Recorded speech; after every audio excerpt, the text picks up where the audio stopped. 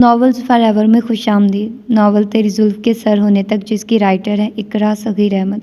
उसकी ये 39वीं एपिसोड है। तो आइए जल्दी से स्टार्ट करते हैं इस एपिसोड को बगैर किसी देर के। ये अदा, ये नाज, ये अंदाज़ आपका धीरे धीरे प्यार का बहाना बन गया।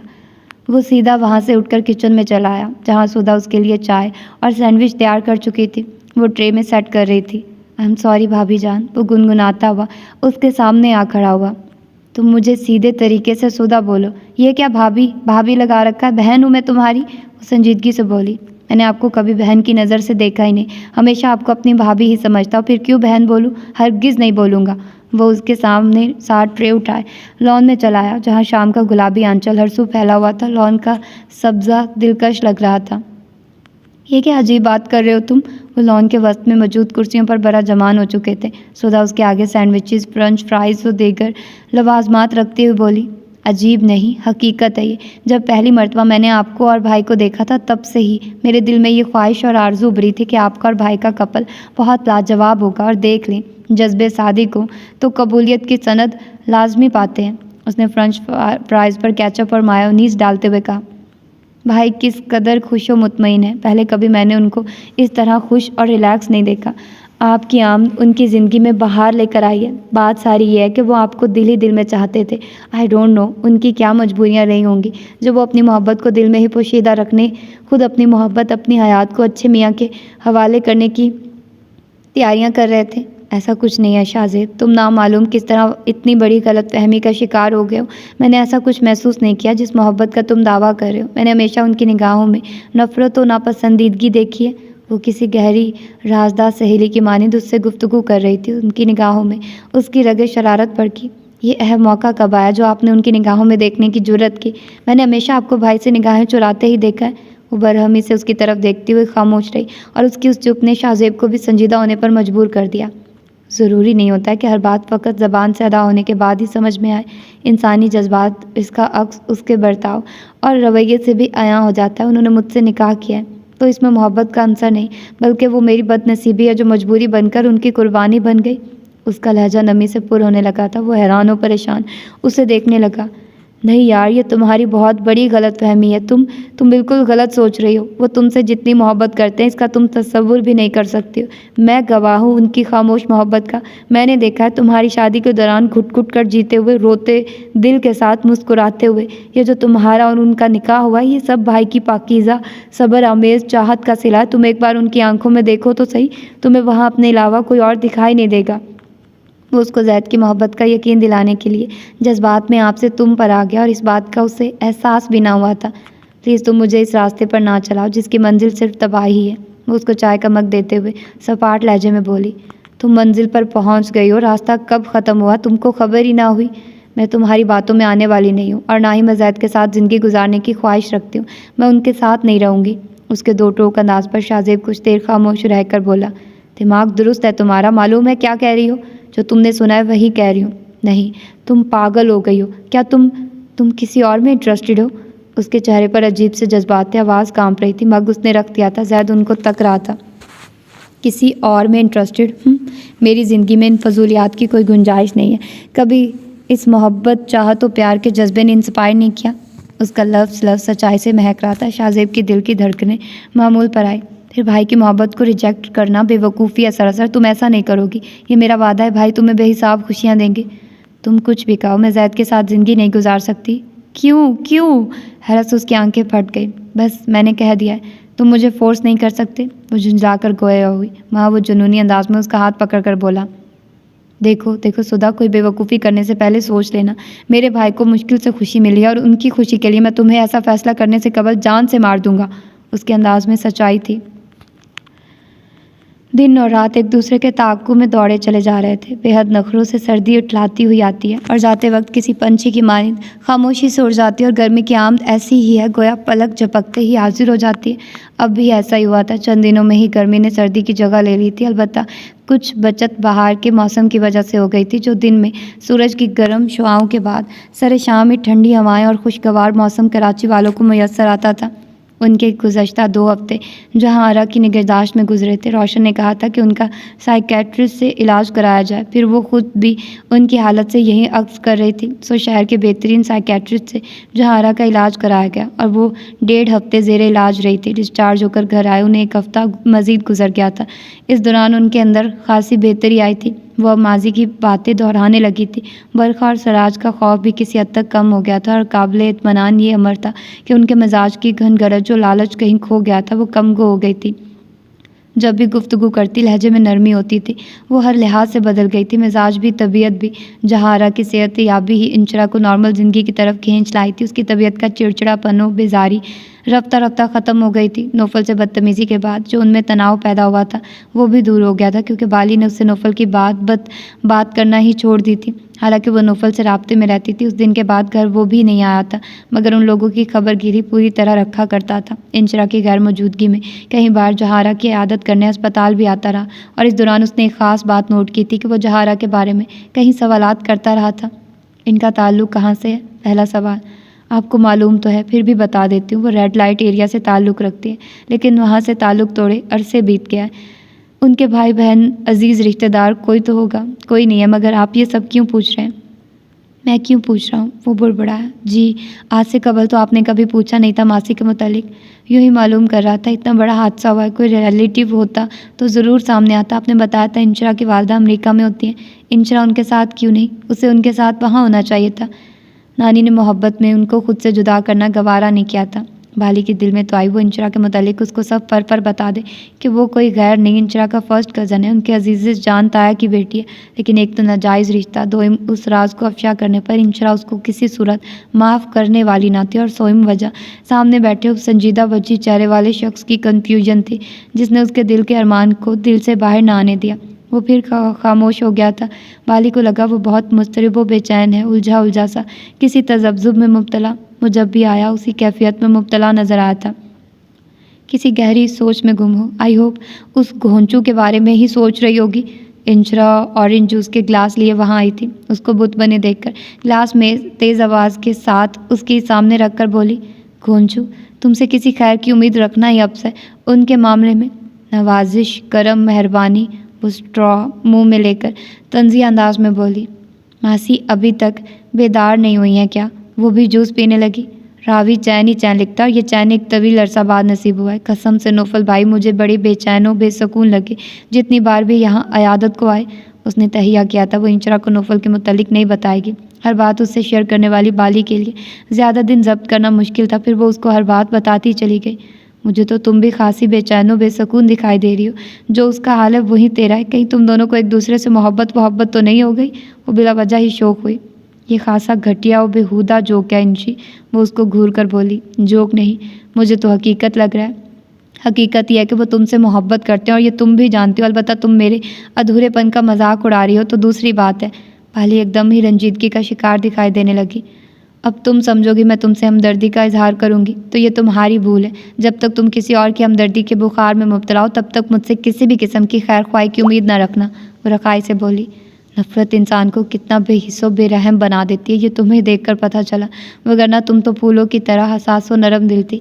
अब तो लगता है तुम अंदर और बाहर से पत्थर ही पत्थर हो। वो बेपरवाही से जूस पीती हुई टांगे हिला रही थी।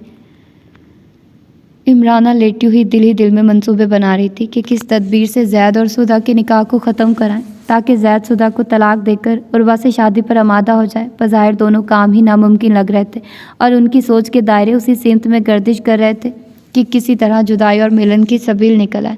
वो सोच रही थी, मंसूबे बना रही थी, मगर कहीं भी खातिर ख्वाह कामयाबी नहीं मिल रही थी कि उनकी हर कामयाबी के आगाज़ पर ही मायदा नाकामी की सूरत बड़ा जमान दिखाई देती थी। इस हकीकत से वो भी बेखबर ना थी। जैद की उनको परवाह ना थी, खूब जानती थी वो कभी उनकी राह की रुकावट नहीं बनेगा। असल दीवार मायदा थी। उस दीवार को ढाने की वो तरह तरह से तरकीब लड़ा रही थी कि सोफिया कमरे में चली आई। तुम यहाँ कैसे? खैरियत, क्या काम पड़ गया? वो हैरानी से गोया हुई। काम क्या होगा, मैंने 2-3 दिन से आपको नीचे नहीं देखा था तो सोचा आपकी खैरियत मालूम कर रहा हूँ। क्या हुआ, आप नीचे क्यों नहीं आ रही? सोफिया को नए बंधन की नज़ाकत का पूरी तरह से एहसास था, सो वो बेटी के रिश्ते की मजबूती की खातिर अपनी नाक नीचे किए उनके पास आई थी। क्या करूं नीचे आकर, मैं अपने ठिकाने पर ही ठीक हूँ। सोफिया का चेहरा देखकर नापसंदीदगी उनके हर अंदाज से झलकने लगी थी। दिल बहलता है अपनों के दरमियान बैठकर। तबीयत हशाश बशाश हो जाती है। ये रिश्ते और ताल्लुक़ ही होते हैं जो हमें जीने की हिम्मत देते हैं। तुम्हारी बेटी को सहारा मिल गया तो तुम्हें रिश्ते अच्छे लगने लगे हैं। ये सब वक्त वक्त की बात है, वो तंजिया लहजे में कहती हुई करवट बदल कर लेट गई, साथ ही चादर तान ली थी। वाज़ेह इशारा था कि वो अब मज़ीद कोई बात नहीं करना चाहती। सोफ़िया कुछ देर तक बैठी रही, फिर उन्हें अपना ख्याल रखने का कहकर वहाँ से चली गई। सोफ़िया के जाने के बाद भी कितनी देर तक वो मनफी सोच की मालिक औरत यही सोच सोच कर कुढ़ती रही कि सोफ़िया जैसी घुमंडी औरत इस फ़ख्र के साथ उनको जलाने के लिए यहाँ दिखावे की चापलूसी करने आई थी। ज़ैद के दामाद बनने के बाद उसके पाँव ज़मीन पर नहीं टिक रहे हैं। इसी तरह जलते कुढ़ते वो किसी लम्हे नींद की आगोश में पहुंच गई थी। उनकी आंख खुली तो कमरे में अंधेरा था। उठकर उन्होंने बत्ती जलाई, खिड़कियों से पर्दे हटाए। जब उनकी निगाह सामने लॉन में बैठे सुधा और शाहजेब पर गई। शाहजेब मेज़ पर रखे लवाजमात खाते हुए सुधा से बातें कर रहा था। इमराना की निगाहों से चिंगारियां निकलने लगी। उनकी नफ़रत की लिस्ट में सुधा के साथ वो भी आता था, वो जो बहुत शोखो चंचल और खलंडरा था, घर वालों की आंखों का तारा, मगर उनकी निगाहों में किसी खार के माने चुभता खटकता था। उसने बहुत कोशिश की वो उसको बेटे की तरह समझे। सौतेला बेटा होने के बावजूद वो उनका ज़ैद की तरह भी एहतराम करता था, मगर उन्होंने कभी भी उसकी पजीराई नहीं की। सौतेला बेटा और सौकन उनके लिए कभी काबिल कबूल ना थे। वो कई लम्हों तक पर्दों की ओर से उनकी हरकत और सकनात का जायज़ा लेते रहे और उनका बदगुमान और फसादी जहन किसी नए फसाद की बिंत करने लगा। वो आहिस्तगी से वहाँ से दूर हुई और स्लीपर्स पाँव में पहनते हुए ज़ैद के कमरे की तरफ बढ़ी। ओह मम्मी, आइए प्लीज़। ज़ैद दस्तक पर बाहर आया। आपके रूम में आया था, लेकिन आप सो रही थी। मुझे डिस्टर्ब करना अच्छा नहीं लगा तो वापस आ गया था। वो माँ के चेहरे पर फैले अजीब तासुरात देखता हुआ कह रहा था। वो करीब जाकर सख्त लहजे में बोली, मैं जाग गई हूँ, अब आपको जगाने आई हूँ। ये क्या कह रही हैं मम्मी आप? वो हैरान और परेशान हुआ। मैं फ़कत कह ही नहीं रही हूँ बल्कि दिखा भी रही हूँ। आइए। वो उसका हाथ पकड़कर आगे बढ़ी। पर्दे हटाकर खिड़कियाँ खोल दी। डूबती शाम की खुशगवार हवा चेहरों से टकराई थी और साथ ही नीचे बैठे सुधा और शाहजेब पर उसकी निगाह गई। सुधा उससे कुछ कह रही थी। वो हैरानी से उसे देख रहा था। देखा आपने, कुछ समझ आया या नहीं अब? मम्मी, कुछ देर कबल ही शाहजेब मुझसे मिल कर गया है और मुझे मालूम है वो सुधा के साथ लॉन में बैठा है। ये परेशान होने की बात नहीं। आप क्यों परेशान हो रही हैं? उसके लहजे में मुकम्मल एतमाद और भरोसा था। मैं क्यों परेशान ना हूँ? निकाह आपके साथ हुआ है उसका और वक्त वो उस लड़के के साथ गुजार रही है। शाहजेब भाई है मेरा। लहजा एतमाद से भरपूर था। सौतेला और सौतेला सौतेला ही रहता है। और वो लड़की कौन होती है हमारी इज्जत नीलाम करने वाली? मम्मी प्लीज़, आप एक सीधी सी बात को गलत रंग दे रही हैं। सुधा और शाहजेब पर मैं खुद से ज़्यादा एतमाद व एतबार करता हूँ। उसने उनके साथ नीचे देखते हुए कहा, जहाँ शाहजेब सुधा का हाथ थामकर गुस्से से कुछ कह रहा था और सुधा उससे हाथ छुड़ाकर चली गई थी। इमराना ने सख्त तनकीदी निगाहों से उसकी तरफ देखा था। यूसुफ, ये कैसी बेकरारी है जो कम होने के बजाय बढ़ती जा रही है। आपके साथ हम सब भी एक अजियत में मुब्तला हो गए हैं। जब आपको बेसकून और बेचैन देखते हैं, हमारा भी चैन और सुकून ख़त्म हो जाता है। ज़रका बेगम यूसुफ साहब के शाने पर हाथ रखकर हमदर्दाना लहजे में गोया हुई, मैं यहाँ बेइख्तियार हूँ। मेरे दिल की वो हालत है जो किसी डूबते शख्स की होती है, जो तने के सहारे का मतलाशी होता है। बेहद टूटा बिखरा लहजा था उनका। बाबा साहब और नौफिल के समझाने पर वो बड़ी दिक्कतों से जहारा के घर जाने की ज़िद से दस्तबरदार हुए थे कि नौफिल ने वादा किया था कि वो उनके बारे में तमाम मालूमात खुद फराहम करेगा। लेकिन नौफिल खातिर ख्वाह कामयाबी ना हासिल कर सका कि दूसरे दिन जहारा एडमिट हो गई थी और बाली से मिलने वाली मालूमात भी किसी तरह मुतमईन न कर सकी। यूसुफ साहब की हालत नाकाबिले फ़हम थी। ज़िंदगी की ख्वाहिश उनमें मानित पड़ती जा रही थी। वो गोशाए नशीन हो गए थे। बाबा साहब भी उनको सब रोज़ तकामत की तलकीन करते हुए अपने गांव चले गए थे। लारेब जिंदा लाश की मानिद अस्पताल से घर शिफ्ट हो चुका था। गोली के ज़ख्म ने वक्ती तौर पर उसको नुकसान पहुंचाया था। असल नुकसान उसका नर्वस ब्रेकडाउन ने किया था, जिससे वो कोमे में जा चुका था। नौफिल की गैर मुतवक्के तौर पर देखकर खौफ के मारे उसकी ये हालत हुई थी। अब वो सांस लेता मुजस्मा बन चुका था। उसकी ये हालत कब तक बरकरार रहना थी, कब होश आना था और आता भी या नहीं, ये सिर्फ अल्लाह को ही मालूम था। डॉक्टर भी फ़कत तसल्लियों के सिवा कुछ न दे सके। डॉक्टर से मशावरत के बाद घर शिफ्ट कर दिया था। एक मेल नर्स हर वक्त उसकी देखभाल के लिए मौजूद रहता था। सामिया बेगम और अजहान साहब को चुप लग गई थी। हर छोटी बड़ी समाजी तकरीब में हिस्सा लेने वाली सामिया बेगम ये भूल चुकी थी कि घर से बाहर भी कोई दुनिया है। दोस्तों की महफिल में वक्त गुजारने वाले अजहान साहब को भी सब भूल गए थे। पूरे बंगले पर वहशतनाक वीरानी उन्नियों सन्नाटे का राज था। हर एक अपने अपने गम में मुब्तला। इर्द गिर्द से बेनियाज था। मालिकों की खामोशी ने मुलाजमों को भी मोहतातो उदास कर दिया था। वो इस तरह चलते फिरते थे कि कदमों की आवाज़ भी न उभरती थी। उस घुटन ज़दा माहौल में सिर्फ ज़रका बेगम और नौफिल थे जो यूसुफ साहब को संभाले हुए थे। उस वक्त भी ज़रका बेगम उन्हें और नौफिल को बहलाने की कोशिश कर रही थी। पापा, मैं आपका बेटा नहीं हूँ। क्या आप मुझसे ज़्यादा किसी और से मोहब्बत कर सकते हैं? मेरे अलावा आप किसी और से इतनी मोहब्बत करते हैं, ये ख्याल ही मुझे जेलसी में मुब्तला कर रहा है। नौफिल ने उनका हाथ थामते हुए कहा, नहीं नहीं, आपकी जगह सिर्फ आपकी है। फिर किसी अनदेखे वजूद के लिए इतनी मोहब्बत और तड़प? आप मेरी फीलिंग्स को नहीं समझ सकते बेटा। वो एक आह भर कर गोया हुए। ये सब सज़ा है मेरे गुनाहों की। मेरी बदअमालियों ने ये दिन दिखाया है। मैंने लंबी सज़ा पाई है, फिर भी अभी सज़ा बाकी है। मैंने आपको उनसे नावाकिफ़ रखा, बहुत एहतियात व खुफिया तरीके से आपकी निगरानी करता रहा कि आपके कदम कहीं उस दलदल की जानिब ना उठ जाएं, जवानी के मुँह ज़ोर तूफ़ान में भटक ना जाएं। उनके उदास चेहरे पर धीमी और पुरसुकून मुस्कान उभरी थी। सद शुक्र, यहाँ मैं सुरखरू रहा। आपकी पाकीज़ा सरशत व मजबूत किरदार ने मेरे दिल में आपकी कदर व मंजिलत मज़ीद बढ़ा दी। यहाँ मुझे मालूम हुआ जो लोग गुनाहों से बचना चाहते हैं उनको बारी ताला ज़रूर महफूज रखता है, जिस तरह आपको रखा। आपकी तरह मैंने लारेब को भी बचाना चाहा था, उसकी भी निगरानी की, समझाया, मगर उनकी मुस्कुराहट फिर गहरी तकलीफ़ दे आह में बदल गई। उसकी सरकशी आज उसको इस मकाम पर ले आई है जहाँ ना मौत है ना ज़िंदगी। वो एक ऐसी तारीकी में डूब गया है जिसमें सवेरा मुकद्दर वालों को ही नसीब होता है। तारीब के नाम पर नौफिल के चेहरे पर नागवारी के तासुरात उभरे, लेकिन वो चुप रहा। नौफिल बेटा, आप कब तक लारेब से खफा रहेंगे? ज़रका बेगम, जो उसके चेहरे के उतार चढ़ाव का जायज़ा ले रही थी, नरमी से बोली है। वो उनकी तरफ देखता हुआ बोला, मैं खफा नहीं हूँ उससे। आपने एक बार भी उसकी अयादत नहीं की। आई एम सॉरी, मेरा दिल उसकी तरफ माइल नहीं होता। ये खफगी नहीं तो क्या है? खफगी इसको कहते हैं। खफगी नहीं है, मेरे दिल में उसके लिए कोई जज्बा नहीं है। मेरा दिल मेरे कदमों का साथ ही नहीं दे रहा कि मैं उसके पास जाऊं। बहुत सी बातें और बहुत सी काम में दिल की मर्ज़ी के ख़िलाफ़ भी करना पड़ते हैं, स्पेशली वहाँ जहाँ नाजुक रिश्तों की बात आ जाए। मामा, मैं दिल में उसके लिए नापसंदीदगी होने के बावजूद उसके पास जाकर क्या करूँगा? ये सरासर मुनाफ़क़त व दिखावा है, और मुझसे ये दोनों काम बहालत मजबूरी भी नहीं हुए।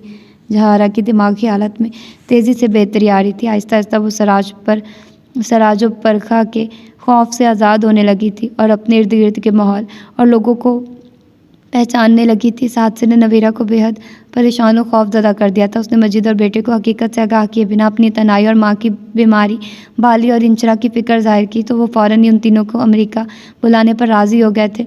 वो एक दीनदार और आला इखलाक के मालिक इंसान थे, उनको कोई एतराज़ ना था।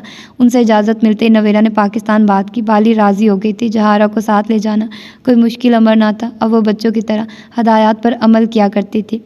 यहाँ सारा फसाद इंशरा ने फैलाया था।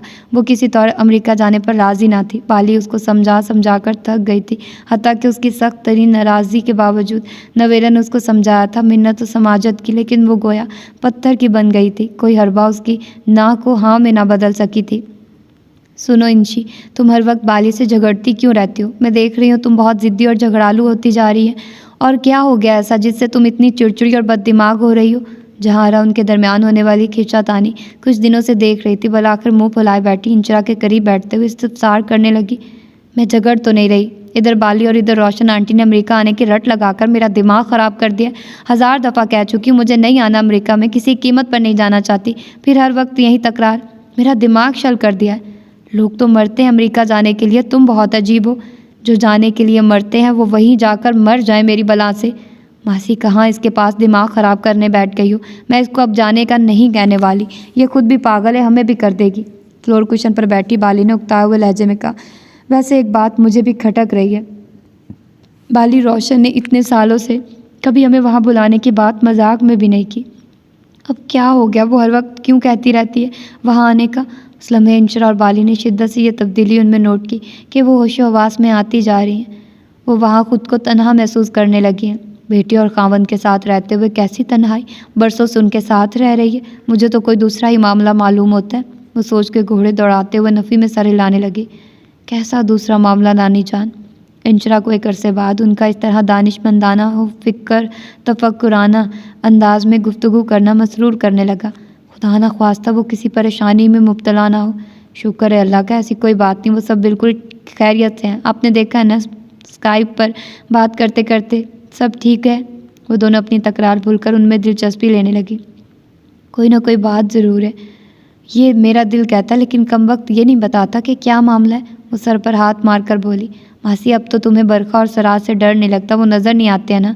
पाली ने आहिस्तगी से पूछा। नहीं, डॉक्टर ने कहा था जो मर जाते हैं वो वापस कभी पलटकर इस दुनिया में नहीं आते। ये दुनिया बहुत बुरी जगह है, जो एक बार आ गया वो दोबारा गलती से भी आना पसंद नहीं करता। तेज़ो तरार खरान टाइप की जहारा बिल्कुल ही बदल कर रह गई थी। चेहरे की सख्ती, आंखों की मकारी सब मानित पड़ गई थी। मैंने डॉक्टर से कहा था ये दुनिया बुरी है और बरखा और सराज भी बुरे लोग हैं। बुरे लोगों का दिल बुरी जगह पर ही लगेगा, वो वापस आएंगे। फिर डॉक्टर बोला आप पाँचों वक्त की नमाज़ पढ़ें, कुरान पाक की तिलावत करें तो वो आपके पास नहीं आएंगे। बिल्कुल सही कहा है डॉक्टर ने नानी जान। कुछ अरसे बाद आकफा और आंटी वापस आ जाएंगी तो मैं आपको वो नमाज भी सिखाऊंगी और कुरान पाक की तालीम भी देंगी। इंजरा ने कहा, मैं तुमसे पूछकर नमाज़ पढ़ती हूँ, क्या तुम मुझे गलत तरीके से नमाज़ पढ़ा रही हो? उसकी बात पर वो बुड़बड़ाई। नहीं, मैंने भी नमाज और कुरान की तालीम आंटी से ही ली है। मेरा मतलब है आंटी मुझसे ज़्यादा अच्छे तरीके और आसानी के साथ आपको सिखाएंगी। ये ठीक है।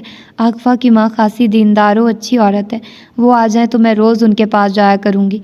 वो बच्चों की तरह खुशी का इजहार करने लगी। रानी नहीं आई है, आज खाने में क्या पकेगा? बाली को याद आया। बहुत जल्दी ख्याल आ गया खाने का। टाइम देख रही हूँ, अब पकाने का टाइम नहीं। अमेरिका जाने के ख्याल से निकलो तो ख्याल भी आए कुछ। चलो आज डिनर बाहर करने चलते हैं, वो उसको डपटते हुए बोली। शाहजेब का हाथ पकड़ना और सुधा का हाथ छुड़ाकर जाना इमराना की शैतानी जहन में पलने वाले मंसूबे को पुख्ता करता गया। वो फिर जैद की परवाह के बगैर तेज़ी से कमरे से निकलकर सीढ़ियाँ उतरने लगी। जैद ने माँ के जारहाना अंदाज में शिद्दत महसूस की थी। वो भी उनके पीछे ही चला आया। जब वो नीचे पहुँचे तो सुधा अंदर दाखिल हो रही थी और उसके पीछे ही शाहजेब भी आ रहा था। वाह शाबाश, दिखा दी ना अपनी औकात तुमने बेगैरत लड़की। वो सख्त मुश्तइल अंदाज में ताली बजाती हुई सुधा से मुखातिब हुई और सुधा गैर मुतवक्का तौर पर उनको सामने खड़े देखकर खौफ से साकित हो गई थी। पहले इस प्यारे के साथ न जाने ऐसा क्या किया कि वो मुँह छुपाकर रातों रात भागने पर मजबूर हो गया। फिर मेरे बच्चे को कुर्बानी का बकरा बनाया और अब इस लड़के को नाजो अंदाज दिखा रही हो। उनकी चीखों पुकार पर घर के सभी लोग इकट्ठे हो गए थे। सबसे आगे ज़ुमर्द बेगम और मुनव्वर साहब थे जो कुछ देर कबल ही बाहर से आए थे। बड़ी मम्मा, आपको कोई गलत फहमी हुई है। मैं और ए लड़के, खबरदार जो मुझको अपनी गलीज़ ज़बान से पुकारा तो मैं तुम जैसे घटिया लड़के की माँ नहीं हूँ। तुम्हारा पहले दिन से यहाँ आना मुझे खटक रहा था।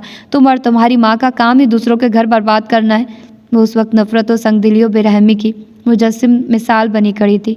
मम्मा प्लीज़, क्यों तमाशा क्रिएट कर रही हैं आप? जैद ने आगे बढ़कर उनको थामना चाहा तो वो गुस्से से पीछे हुई। अच्छा, तमाशा मैं दिखा रही हूँ या ये दोनों जो तुम्हें उल्लू बना रहे हैं, तुम्हारी आंखों में धूल झोंक रहे हैं, जिनको तुम अपना सगा समझते हो? माहौल पर एक वहशत भरी खामोशी तारी हो गई। हालांकि वहाँ मुनव्वर साहब, ज़ुमर्द बेगम, बुआ, सोफिया और मायदा सब मौजूद थे, मगर इमराना की चीखों पुकार और बेहंगम गुफ्तगू के सबब कुछ समझ में नहीं आ रहा था। जबकि शाहजेब, जिसने पहली बार सौतेली माँ के तेवर और ज़बान देखी थी, वो खासा परेशान हो मुतफक्किर दिखाई दे रहा था और सुधा जर्द चेहरा के साथ कामता वजूद लिए खौफ की आखिरी हद पर खड़ी थी। बात क्या हुई है इमराना? कुछ बताओगी भी या इसी तरह शोर शराबा करके सबको परेशान करती रहोगी? मामला आगे बढ़ता देखकर मुनव्वर साहब को बलाखिर मदाखलत करना पड़ी। इज्जत का जनाजा निकल गया है भाई साहब। मेरे बेटे ने इसको अभी छुआ भी नहीं और ये आवारा इस लड़के के हाथ में हाथ डाले सरगोशियाँ कर रही है, दाएँ दिखा रही है। न जाने कब से ये खेल खेला जा रहा है। उन्होंने शोले उगलती निगाहों से उन दोनों को देखते हुए कहा, तुम ज़रूर किसी गलत फहमी का शिकार हो गई हो इमराना। मैं गवाही देता हूँ कि सुधा और शाहजेब का रिश्ता बहुत पाकीज़ है। इन दोनों ने हमेशा एक दूसरे को बहन भाई समझा और बहन भाई के दरमियान इस किस्म के ताल्लुकात होते हैं। वो मिसाल है ना कि घुटने हमेशा पेट की जानिब झुकते हैं तो आपको उनकी ही लगेंगी। मगर मैं किस तरह यकीन कर लूँ? ये कानों सुनी का मामला नहीं है, ये आंखों देखी बात है। मैं किस तरह झुटला दूँ? बाज़ औक़ात कानों सुनी ही नहीं, आंखों देखी भी वो बात नहीं होती है जो हम अक्स कर लेते हैं। बिल्कुल उसी तरह जिस तरह तुम अभी गलत फहमी में मुब्तला हुई हो, इस तरह बिना तस्दीक के इतनी बड़ी बात कह देना दानिशमंदी नहीं। बच्चों के मामलात बड़े हसास होते हैं। रहने दे भाई साहब, आपने कभी मेरे और मुदस्सिर के मामले में ईमानदारी से फ़ैसला ना किया तो भला यहाँ कहाँ से करेंगे? मम्मा प्लीज़, क्या कह रही हैं आप? एहसास है आपको? जैद को माँ का यह मुँह फट और गुस्ताख अंदाज एक आँख ना भाया। वो गड़बड़ा कर बोला, तुम्हें आदत है अपने ही पाँव पर कुल्हाड़ी मारने की। इमराना, तुम हमेशा अकल से नहीं जज्बात से फैसले करती हो। अपना घर तुमने इसी वजह से बर्बाद किया और अब बेटे का घर भी बसने से कबल ही उजाड़ना चाहती हो। सुमर्द बेगम आगे बढ़कर तल्ख लहजे में गोया हुई, आप लोग सब एक हो जाते हैं जब भी कोई ऐसी चोरी पकड़ी जाती है, लेकिन अब ये लड़की मेरी बहू बनने के लायक नहीं रही। मैं किसी की उतरन अपने बच्चे का नसीब नहीं बनने दूंगी। ज़ैद, अगर मुझे माँ मानते हो तो अभी इसी वक्त इस बदकार लड़की को तलाक दो। जमर्द बेगम के बाद वो परेशान खड़े ज़ैद से मुखातिब हुई। ज़ैद को लगा उसके पैरों तले से ज़मीन खिसक गई हो और वो गहरे स्याह खुला में गिरता चला जा रहा बहुत तेज़ी से। तुमने सुना नहीं मैं क्या कह रही हूँ? अभी और इसी वक्त 3 लफ्ज़ इसके मुंह पर मारो, इस कलंक से जान छुड़वाओ। इमराना किस्मत से हाथ आए उस मौके को गंवाना नहीं चाह रही थी, सो पुरतैश तहकमाना अंदाज में हक्का बक्का खड़े ज़ैद से मुखातिब हुई। इमराना, दिमाग ख़राब हो गया तुम्हारा, होश में आओ। समर्द बेगम और मुनव्वर साहब मुतविश अंदाज में गोया हुए और सोफिया दिल पर हाथ रख कर रह गई। मायदा ने घबराकर ज़ैद की तरफ देखा, जबकि शाहजेब ने आगे बढ़कर इमराना के पांव पकड़कर कुछ कहना चाहता कि महासुदा आगे बढ़ी। आई वांट डाइवोर्स, वो ज़ैद की तरफ देखते हुए बोली। नौफिल ने बाकायदगी से ऑफिस जाना शुरू कर दिया था। घर का माहौल सोगवार खामोशी में ढलकर रह गया था। लारेब के कोमे में जाने के बाद सामिया बेगम के पोर्शन में सन्नाटे का राज था। यूसुफ साहब भी किसी नादीदा खौल में बंद होकर रह गए थे। उस महलनुमा घर में वो और जरका बेगम ही थे जो उन लोगों की दिलजोई और खबरगिरी का फरीज़ा अंजाम दे रहे थे। इस दौरान वो बाहर की दुनिया से बिल्कुल ही कट कर रह गया था और बाहर से रब्ता किए भी उसे कई हफ्ते बीत गए थे। फिर एक रोज़ बाबर की कॉल आई। हस्बे आदत उसने उसको उस लापरवाही पर खूब आड़े हाथों लिया था। वो बहुत तहम्मुल से चुप साधे उसको दिल की भड़ास निकालने का मौका देता रहा। फिर जब वो बोल चुका तो नौफिल ने खुद पर गुजरी सब सुना डाली, जिसे सुनकर वो कुछ देर एक लफ्ज़ भी बोलने की हिम्मत न कर सका। ओह माय गॉड, तुम कैसी कैसी अजियतों से गुजरे और मैं गधा उल्लू तुम्हारी सुने बिना बकवास करता रहा। आई एम रियली सॉरी यार। खासे तवक्कुफ के बाद उसकी शर्मिंदगी से भरपूर आवाज़ उभरी। इट्स ओके यार, हो जाता है, ऐसा कभी कभी गलती भी है। मैं इतना टेंस हो गया था कि तुमसे भी कुछ शेयर करना भूल गया था। वो उसकी शर्मिंदगी के जवाब में खुद भी शर्मिंदा होकर बोला, ये सब बहुत गलत हुआ, ऐसा नहीं होना चाहिए था। यहाँ आकर किस्मत की अजारादारी का पता चलता है और मुझे ये भी मालूम हुआ कि कुछ फैसले बर वक्त कर लिए जाएं तो तबाहकारी से बचा जा सकता है। अगर मैं लारेब को बार बार वार्निंग देने की बजाय उसकी पहली हरकत पर ही सख्ती से निबटता तो इस तरह यके बाद दीगरे सदमात से न गुजरना पड़ता। शायद इस काम को इस तरह से ही होना था। सच शुक्र इंशरा को अल्लाह पाक ने हर तरह से महफूज रखा। ये इत्मीनान की बात है, लेकिन ये क्या एटीट्यूड है कि वो तुमको अप्रिशिएट करने की बजाय उल्टा खफा हो रही है। कसूर उसका नहीं मेरा है प्यारे।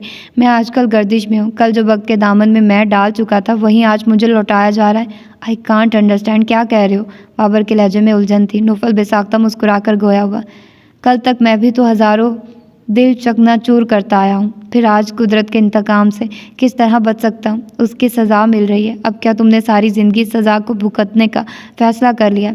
तुम इस तरह बेमायनी बातों के आगे सरेंडर कर दोगे? तुम बुज़दिल बन गए हो। बाबर को उसका शिकस्त मानना बिल्कुल न भाया तो वो चिढ़कर गोया हुआ। मैं ज़बरदस्ती किसी को हासिल करने को बुज़दिल ही समझता हूँ। उसकी याद में सिसक कर ज़िंदगी गुजारना बड़ी बहादुरी है ना। मोहब्बत में जिस्मों का ताल्लुक़ नहीं होता, ये रूहों का रिश्ता होता है। ओह, फिर ज़िंदगी में क्यों मोहब्बत की, मर कर ही करते ना। इस टॉपिक से ज़्यादा अहम प्रॉब्लम बाबा की है। वो जहाँ आरा से मिलना चाह रहे हैं। बाली से कई मर्तबा बात हुई है। इंशरा के मूड ऑफ होने की वजह से मैं वहाँ जाने की हिम्मत ना कर सका। बाली बता रही थी जहाँ आरा बहुत तेज़ी से इम्प्रूवमेंट कर रही है और बहुत अच्छा बदलाव आ रहा है उनमें। फिर तुम जल्द से जल्द अंकल को उनसे मिलवाओ। क्यों देर कर रहे हो? मैं डरता हूँ अगर जहारा ने पापा को पहचानने से इनकार कर दिया या ये खबर खुदा न ख्वास्ता सुना दी कि उनका बच्चा दुनिया में नहीं है, तो ऐसी कोई खबर पापा कतई कबूल न कर सकेंगे। वो आज खुद जो एक खाका बना चुके हैं अपने बच्चे का, इससे किसी भी तरह दस्तबरदार होने को तैयार नहीं है। नौफल, माजी में थोड़ा झांको, याद करो इंशरा की ज़हनी हालत किसी हद तक बिगड़ कर रह गई थी जब उसको मालूम हुआ कि वो किस फैमिली से बिलोंग करती है और ये भी कि वो नाजायज़ औलाद है। याद करो, बाबर ने एकदम ही पुरजोश अंदाज में कहा तो वो भी चौंक कर आ गया। याद आया कुछ दिन उसने यूनिवर्सिटी आना छोड़ दिया था, बेहद फ्रस्ट्रेटेड हो गई थी। आकफा और आंटी ने खासी स्ट्रगल की थी उसको नॉर्मल करने की। सोचो ना यार, किस तरह कड़ी से कड़ी मिल रही है। मेरी समझ में नहीं आ रहा कि तुम क्या कह रहे हो। नौफल को पहली बार दिल की धड़कनें बढ़ती हुई महसूस हुई। हैरत है यार, बिल्कुल सीधी और साफ बात तुम्हारी समझ में नहीं आ रही है। अंकल को यकीन है उनका बच्चा जिंदा है और वो ये भी गुमान रखते हैं कि वो बच्चा लड़का नहीं लड़की होंगी। जहारा बेगम के पास 2 लड़कियां, बाली और इंशरा। बाली को अनजान लोग लड़की ही समझते हैं, जबकि बहुत ही कम लोगों को मालूम है कि वो लड़की है ना लड़का, वो तीसरी जिन से ताल्लुक़ रखता है। और अब लड़की सिर्फ इंशरा है। बाबर गोया किसी जादूगर की तरह आहिस्ता आहिस्ता किसी राज, किसी असरार से पर्दा उठा रहा था। उसकी आंखों के सामने गुबार ही गुबार फैलता जा रहा था। उसकी खामोशी महसूस करके वो मुतफक्किराना अंदाज में गोया हुआ, I am right, I am okay. Okay, समझ रहे हो ना मैं क्या कहना चाह रहा हूँ? काश मैं इस वक्त तुम्हारे करीब होता ये देखने के लिए कि इंशरा तुम्हारी कज़न है। ये मालूम होने के बाद तुम्हारा क्या रिएक्शन है? तो ये थी इसकी आज की एपिसोड। मिलते हैं इसकी अगली एपिसोड में। अपना ढेर सारा ख्याल रखिएगा। अल्लाह हाफिज़।